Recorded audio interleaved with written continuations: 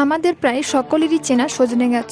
চলুন বন্ধুরা জেনে নেওয়া যাক সজনে গাছ সম্পর্কে কিছু তথ্য। গাছটির বৈজ্ঞানিক নাম মোরিঙ্গা ওলেইফেরা। সজনে গাছের পাতাকে বলা হয় অলৌকিক পাতা। এটি পৃথিবীর সবচেয়ে পুষ্টিকর হার্ব। গবেষকরা সজনে পাতাকে বলে থাকেন নিউট্রিশন সুপারফুড এবং সজনে গাছকে বলা হয় মিরাকেল ট্রি। খরা সহিষ্ণু ও গ্রীষ্মপ্রধান অঞ্চলে ডাল ও বীজের মাধ্যমে বংশবিস্তার করলেও আমাদের দেশে সাধারণত ডালের মাধ্যমে বংশবিস্তার করানো হয়।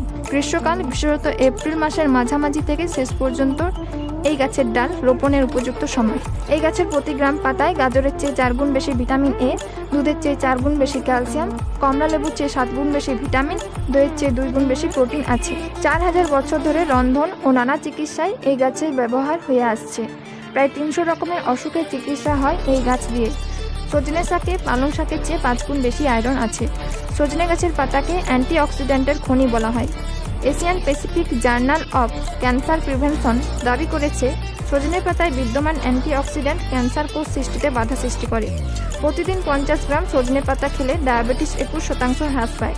3 মাস 1 চা চামচ করে সজনে পাতার গুঁড়ো খেয়ে ডায়াবেটিস নিয়ন্ত্রণে আনা সম্ভব। থাইল্যান্ডে বহু বছর ধরে সজনেকে হৃদরোগের ওষুধ হিসেবে ব্যবহার করা হচ্ছে। জলে আর্সেনিক দূষণ কমাতে সজনে পাতা ও বীজ উল্লেখযোগ্য ভূমিকা রাখে। বন্ধুরা, সজনে গাছ সম্পর্কে এই তথ্য আপনাদের কেমন লাগলো কমেন্ট করে জানান।